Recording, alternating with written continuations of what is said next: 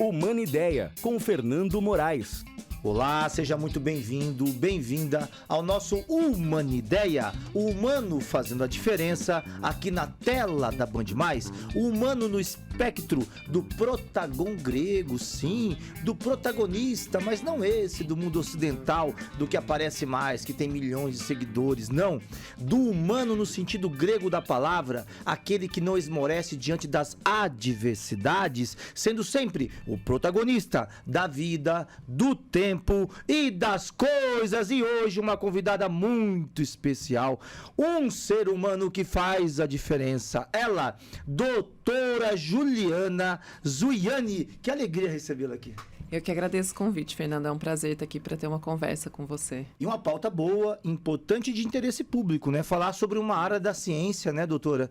Tão complexa, né? Que é falar sobre o cérebro humano, não é verdade? Que é neurologia. A doutora aqui, vamos só pra gente aqui apresentar a doutora. O currículo dela é vasto, eu ficaria aqui uma ideia inteiro lendo, né? Tudo que a doutora já fez. Ela é médica com especialidade em neurologia, né? A doutora que tem um trabalho aí na área, em especial na área de pesquisa, não só no mestrado, mas no doutorado, estudando aí essa complexidade do cérebro humano. É isso, doutora? Fala um pouquinho mais para nós então. Se apresente, por favor. Eu sou neurocirurgiã, na Sim. verdade. Eu fiz minha especialização em neurocirurgia funcional, que é uma parte bastante específica da neurocirurgia. E hoje a minha principal área de atuação é a neuromodulação. Ah, neuromodulação, Exatamente. Sim, perfeito. Que é uma área, assim, muito complexa também, né? É bastante complexa e tem crescido cada vez mais. Sim. A gente consegue hoje tratar diversas doenças, ajudar um número cada vez maior de pessoas, Sim. com um efeito bastante positivo. E que tem aí é indissociável da questão tecnológica, né? Com certeza. Se utiliza muito a tecnologia, né? A tecnologia facilita a nossa vida. Sim. E no sentido de que a gente consegue ser cada vez menos invasivo e conseguir os mesmos resultados consistentes. Sim, imagina agora essa questão da IA. Com né? certeza. Para a sua área, pensando em pesquisa, pesquisando em ciência. É importante, doutora, só para aqui fazer uma consideração, eu acho importante isso, porque a neurociência, né? O próprio nome já carrega, ciência. Não é, gente, essa turma que surgiu aí de cursinho livre e fica falando de neurociência como se fosse uma coisa instrucionista, e não é. Envolve pesquisa, envolve muita dedicação de pesquisa, ciência, como propriamente dita, literalmente, né?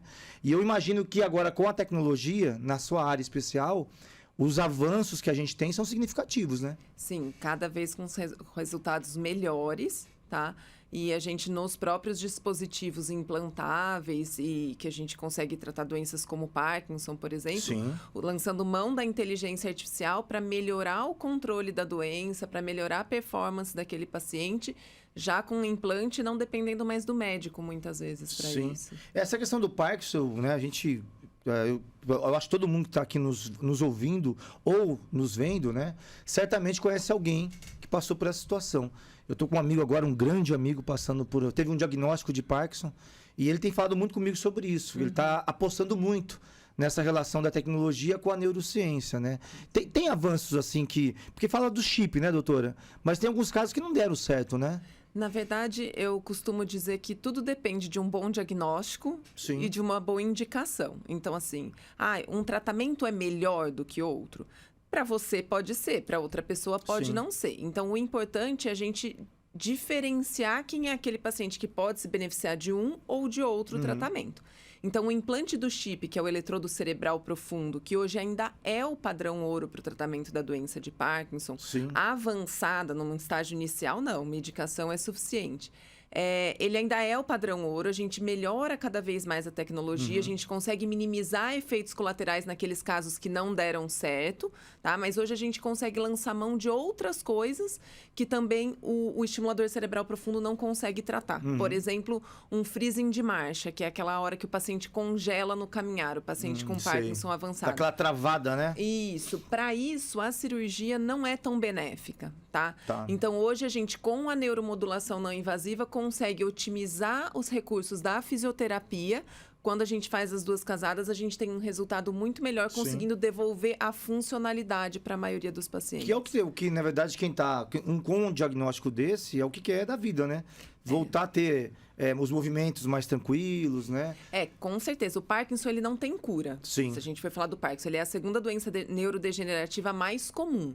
Ele só perde pro Alzheimer. Sim. Então, é muito frequente na população. E é como você falou, ou alguém tem, ou conhece alguém que tenha. Perfeito, tá? perfeito. Então, o que a gente tem como intenção em qualquer tratamento, e hoje a gente fala nos tratamentos avançados, que são os tratamentos cirúrgicos, os tratamentos modulatórios, as Sim. bombas implantáveis, que está chegando agora no Brasil, é devolver a qualidade de vida para o Sim, paciente. perfeito. Que ele possa ter ao longo da vida, a gente não melhora no sentido de impedir que a doença avance, mas eu consigo impedir com que essa doença tenha tanto impacto na funcionalidade do Que paciente. vai progredir, certamente vai, né? Com certeza. Mas que a pessoa consiga fazer as coisas, né? Não perder o domínio próprio, por exemplo, né? exato.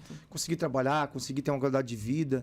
Eu acho que isso é muito importante. Quando a gente fala sobre as doenças, né? Ou as patologias neurológicas, eu me assusto muito. Eu acho que quem aqui também está nos ouvindo, nos vendo, também deve se assustar. Porque sempre tem aquela coisa de você perder, eu acabei de te dizer, né? É só para reiterar a palavra, né? A expressão, de perder o domínio próprio. Eu acho que o perder o domínio próprio, muitas vezes, assim, se a gente está falando de um quadro cognitivo, de uma demência, o paciente chega a um momento que ele não tem mais essa consciência. Sim. É muito mais sofrido para as pessoas que estão em volta. Mas num Parkinson, por exemplo, que o paciente tem a consciência preservada na maioria das vezes, e ele vê aquela dependência daquele cuidado, ele não ter mais autonomia para fazer as coisas, isso é muito triste. Muito triste. E muitas vezes a gente acaba somando quadros, né? Eu costumo dizer que a gente tem o grande mal, que é a depressão, que é o grande mal desse século, e o grande medo. Todo mundo tem medo de ter uma doença neurodegenerativa, porque AVC, né, por exemplo. nenhuma né? delas tem cura, entendeu? Sim, não tenha dúvida. Eu fiz essa consideração,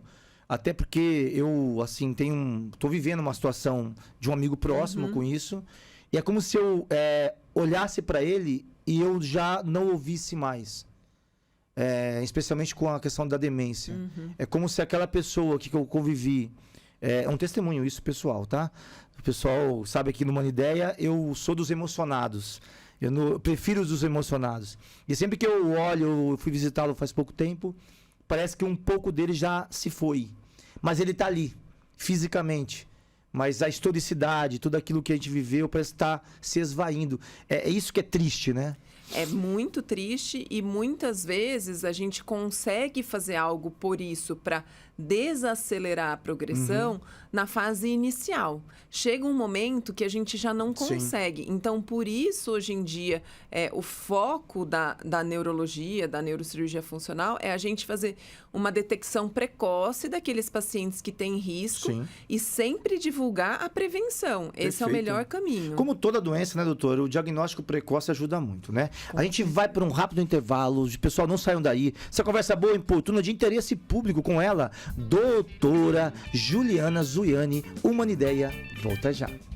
Humanideia, com Fernando Moraes. Olá, estamos de volta com o nosso Humanideia, o humano fazendo a diferença, aqui na tela da Band+, nessa conversa boa, oportuna e de interesse público com ela, doutora Juliana Zuiani, ela que é médica, neurologista. Gente, que conversa boa, eu acho que a gente, né, tem várias dúvidas, questões. Acho que muita gente está aqui nos acompanhando, pode estar assim, se perguntando, né? Porque hoje a ciência que estuda sobre o cérebro, a neurociência, ela nos dá muitos indicadores, né, doutora, dos avanços que a gente teve.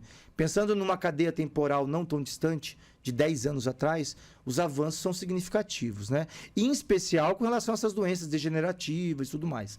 No primeiro bloco, você nos deu um histórico de como essa relação ciência e tecnologia tem andado de mãos dadas, né? Hoje, qual que é a maior inovação que está sendo feita na área de ciência para essa área? Quando eu falo dessas doenças degenerativas, o Parkinson, o Alzheimer, há alguma coisa ainda que a gente pode ter esperança e falar assim, nossa, isso pode ser um alento para as futuras gerações? Na verdade, apesar da gente colocar todas na mesma cesta das doenças neurodegenerativas, elas têm fisiopatologias completamente distintas e pesquisas muito diferentes também. Então, por exemplo, se a gente fala das patologias cognitivas, por exemplo, as demências. Hoje em dia, o foco principal São meios diagnósticos e a gente tem muita coisa nova com medicação, mas todas que são eficazes num momento inicial. Então, hoje, por exemplo, nas neurodegenerativas cognitivas, o foco, o maior avanço é em diagnóstico e tratamento. Sim. Tá? Se a gente pensar, por exemplo, no Parkinson, a gente já tem um diagnóstico bem estabelecido, a gente já tem um tratamento bem estabelecido. O que é que se faz? Tenta-se melhorar os dispositivos e a droga para melhorar a eficácia do tratamento. Então, em todos eles, a tecnologia vem como aliada. Doutor, eu até entendo, né? E acho que os avanços que a gente tem com a tecnologia, com a ciência em si, né? Que a gente, o foco, né? O tratamento, o diagnóstico no tempo certo, as chances são muito melhores e a ciência está aí provando disso. Ou melhor, provando com muito mais eficiência do que no passado, né? Mas tem uma coisa assim que é impressionante e que eu já li sobre a questão da neurociência, né? Até porque a filosofia, como trata do conhecimento subjetivo, né? A gente também trata sobre o comportamento humano, em especial a neurociência voltada para o comportamento. Mas o cérebro, a gente conhece muito pouco dele, né? Ou melhor, a gente só usa pouco dele, né? Acho que não dá nem 10% que a gente usa o cérebro. A gente, de maneira objetiva, direta, a parte do cérebro que a gente usa é pequena. Mas Sim. hoje, com os estudos que a gente melhora cada vez mais a qualidade de imagem, por exemplo, com ressonância magnética funcional, a gente consegue entender que aquelas áreas que hoje a gente chama de não eloquentes, que são não usadas, elas são áreas de associação, muitas vezes. Elas fazem o caminho funcionar melhor, elas fazem a informação fluir de uma maneira melhor e a gente tem um melhor desempenho. Então, hoje em dia, do ponto de vista objetivo, para eu movimentar meu braço, para eu me alimentar, para eu trabalhar de uma maneira basal, realmente a gente usa uma parte muito pequena do cérebro. Sim. Mas de uma maneira de desempenho e de armazenamento, a gente depende de mais áreas do cérebro. Sim, né? Até porque, assim, quando a gente fala assim, a gente só usa 10% do cérebro. Olha a complexidade que é isso, né? Talvez seja da nossa capacidade de armazenamento do cérebro. Sim, perfeito. Mas em termos de áreas, de estruturas, a gente depende, assim... Óbvio, por exemplo, eu faço uma cirurgia, se eu resseco uma parte específica, o paciente não vai ter prejuízo, ele vai continuar a vida dele normalmente. Mas se eu aplicar alguns testes específicos e for buscar aquele domínio que é responsável naquela área que eu tirei, esse paciente vai apresentar prejuízo num teste específico, mas não na funcionalidade do dia a dia. Sim, mas também isso, por outro lado, revela que a ciência tem muita coisa ainda, né? A estudar, a se debruçar sobre essa complexidade que é o cérebro humano, né? Com certeza. Mas a gente hoje, a tecnologia nos ajuda muito nesse sentido, com melhora da qualidade da imagem e o tipo de informação que esses exames trazem para a gente. Então, como eu falei lá atrás, que cada paciente se beneficia de uma forma. Às vezes, para a gente identificar qual paciente pode se beneficiar de cada forma de tratamento, a imagem hoje é o nosso grande recurso. Sim, né? Outro dia eu estava vendo essa questão de neuromodular, né? Neurociência modular. É esse o nome mesmo? É neuromodulação. Neuromodulação, perfeito. É mais fácil para explicar. E eu estava vendo essa questão da imitação, né? Imitar o cérebro, né? Que avanço, né? Fantástico, né? A gente brinca que se desse para fazer um transplante de cérebro hoje, a gente, assim, do ponto... Porque o cérebro nada mais é do que estímulos elétricos que acontecem lá dentro e a informação passa e a gente movimenta. O problema é como é que isso se conecta com todo o resto do nosso corpo, entendeu? Então, se a gente tivesse uma forma de fazer essa conexão, certamente a gente estaria bem próximo de conseguir um transplante, mas infelizmente a questão do armazenamento ainda não é conhecida. A gente sabe que são os impulsos elétricos, mas como é que essa informação é conhecida, né? Se já é possível a gente falar, quando se fala, por exemplo, eu vou no cardiologista, eu faço lá um check-up. É possível também, dentro da neurociência, falar sobre check-up do cérebro, não é? Com certeza. Existe já protocolos para isso? Não existem protocolos muito bem definidos, tá? Mas existem linhas que a gente deve seguir para entender antecedentes familiares, qual paciente que precisa de uma avaliação um pouco mais precoce, que tipo de avaliação ele precisa. Os pacientes que têm doenças de base, então aquele paciente que ele é cardiopata, que ele é dislipidêmico, que ele tem pressão alta, esse paciente vai precisar de um olhar diferente e com certeza a gente pode não só fazer um check-up, como intervir de maneira precoce antes que alguma coisa venha se desenvolver. Então hoje a gente fala muito em reabilitação cognitiva. pacientes muito estressados, que não dormem direito. Então, Sim. assim, a questão do sono hoje é muito importante. Muito, nossa, Assim, muito é importante. muito difícil você fazer uma avaliação de um paciente que chega com uma queixa neurológica e você ignorar o sono hoje em dia. Então, tudo isso faz parte desse check-up neurológico, desde exames de imagem, exames de sangue, até testes direcionados para alguma queixa específica do paciente. Sim, em especial quem já tem na família, né? Histórico, né? Com certeza. Por exemplo, alguém tem história de demência, né? Na família.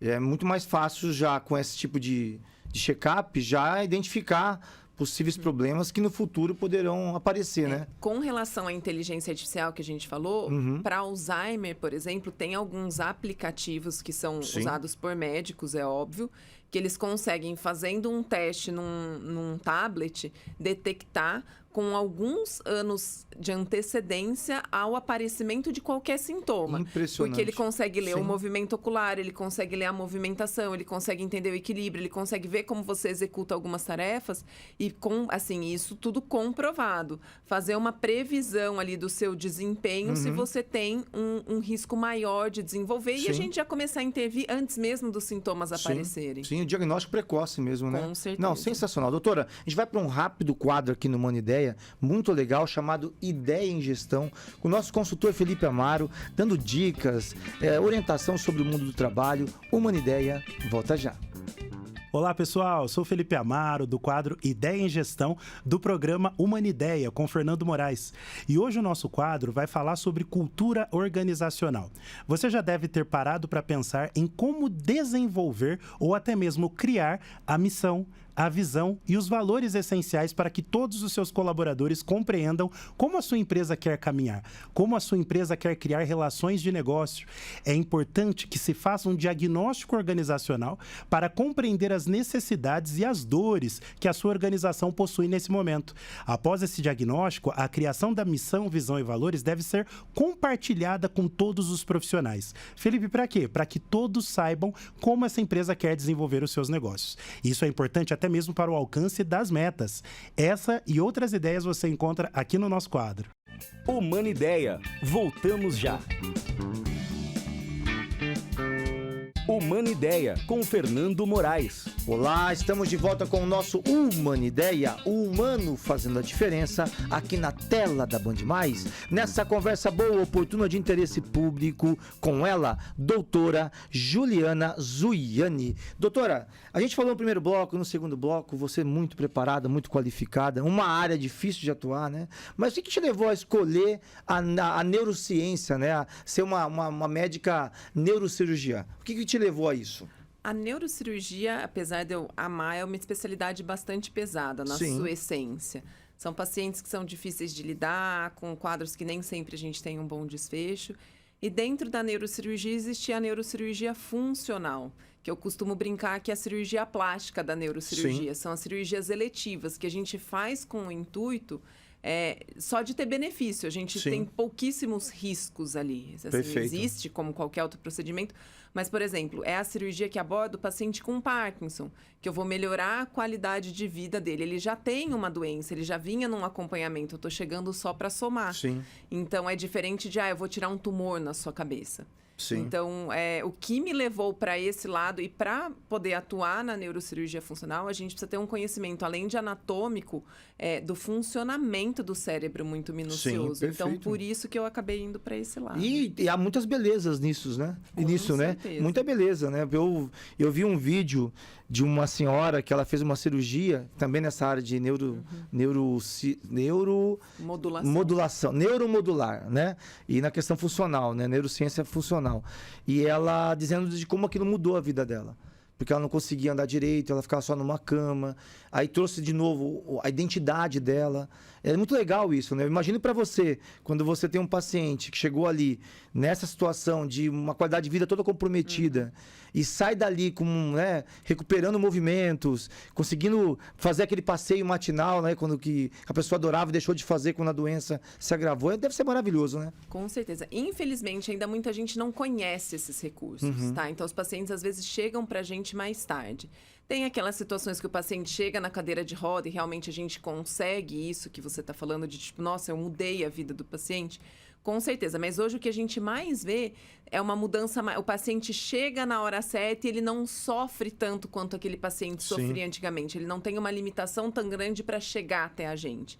E hoje em dia, com a neuromodulação não invasiva, que é o que a gente tem de mais novo no tratamento, por exemplo, do Parkinson aqui no Brasil, que é a estimulação magnética transcraniana, a gente consegue, naqueles pacientes que não poderiam mais ser submetidos à cirurgia em si, trazer também esses benefícios. Lógico que de maneiras diferentes, com uma abordagem diferente. Um ambulatorial, outro paciente internado, mas a gente consegue devolver a qualidade de vida para o paciente. E nessa situação da não invasiva, muito mais do que na invasiva, tirar o paciente da cadeira de rodas. Porque era aquele paciente que, olha, para você a gente não tem mais nada. E hoje em dia, de 5 anos para cá, a gente consegue oferecer isso para os pacientes. Nossa, isso é maravilhoso. Até para resgatar a origem do nome aqui do programa, Humanideia, o humano fazendo a diferença, a medicina é fantástica, né?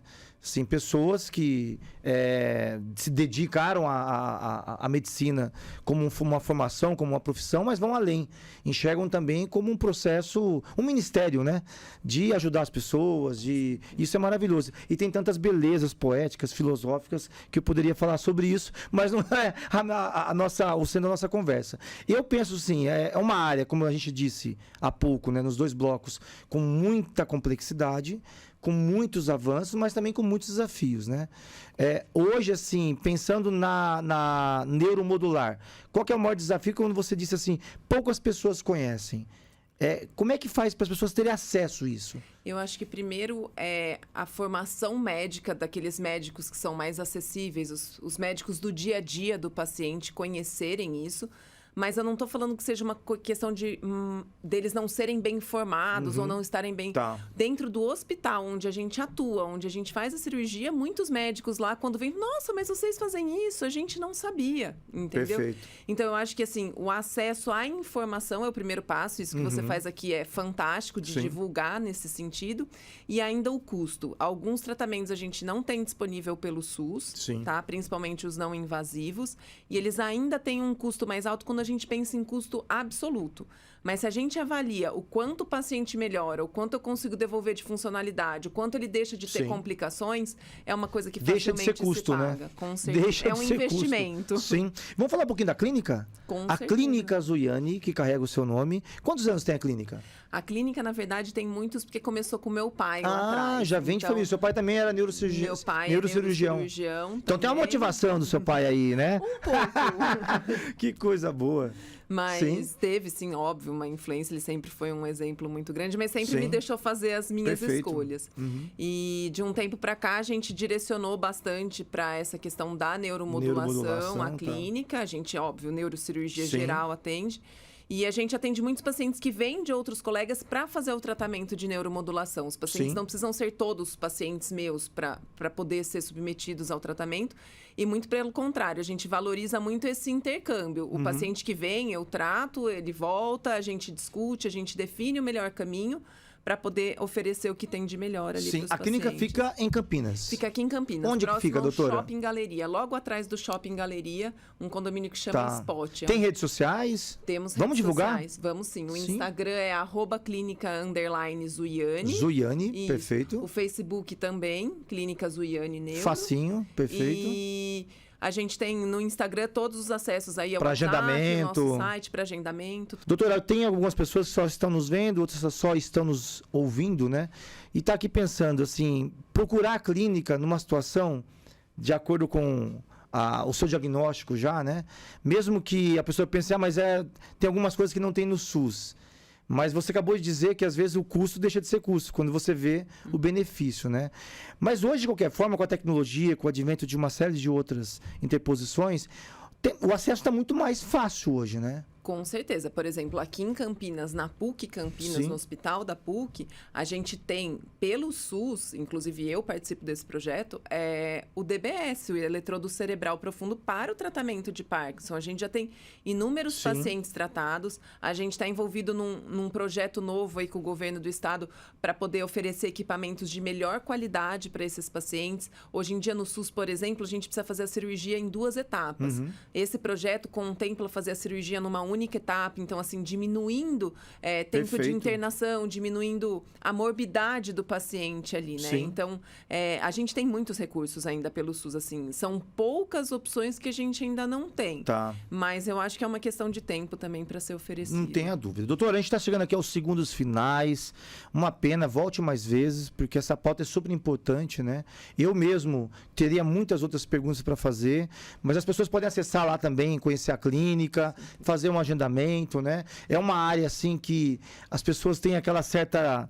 Mas, gente, será que eu, né, vou lá, de repente, ter um diagnóstico com medo, né? Porque tem um medo que paira sobre as questões neurológicas, né? Por isso eu comecei o Humana Ideia dizendo pra gente não cair nessas armadilhas, que tem muito charlatão aí falando sobre neurociência sem nenhum diploma, né? Às vezes colocando numa conta de coach para falar sobre como você lidar com a sua mente, com o seu cérebro, abandone os remédios da depressão, vem aqui que eu vou te dar o caminho do paraíso, e não é assim que funciona. Ciência é uma coisa séria, né, doutora? Com certeza, eu costumo dizer que o bom da ciência é que você acreditando ou não, ela vai acontecer. É isso, Então perfeito. a gente não tem muito como fugir É disso. isso vale para os negacionistas também. Doutora, deixa uma mensagem final aqui para as pessoas que estão nos acompanhando. Queria antes de tudo, agradecer o convite. É um prazer falar com todos vocês. E o meu recado é muito nessa sua última fala, de que a pessoa tem o medo de ter o diagnóstico. A gente ter o diagnóstico não muda o fato dele existir ou não. A gente ter Perfeito. o medo de conhecer. E quando a gente conhece, a gente sabe como lidar melhor com isso. Sim. Então, o meu recado é exatamente isso. Não tenha medo. Procurem profissionais competentes, capacitados e sérios, que vão certamente poder lhe ajudar ao invés de lhe trazer insegurança. Que bom. Doutora, volte mais vezes. Uma ideia está aqui à sua disposição. Essa área tão bonita que é a medicina, né? E quando ela é colocada a serviço das pessoas. Volte mais vezes. Muito obrigada, foi um prazer. Pessoal, pessoas como a doutora Juliana Zuiani, com essa dinâmica, vocês viram a fala, né? Uma fala humanizante, sempre dá a proposta da medicina, que é a coisa mais bonita da medicina, né? Que é a proposta de servir, né, doutora? Colocando a ciência a favor das pessoas, para que a gente possa ter qualidade de vida e esperançar dias melhores. Humana Ideia, o humano fazendo a diferença, aqui na tela da Band Mais, todo sábado às 10h30 da manhã. Espero você!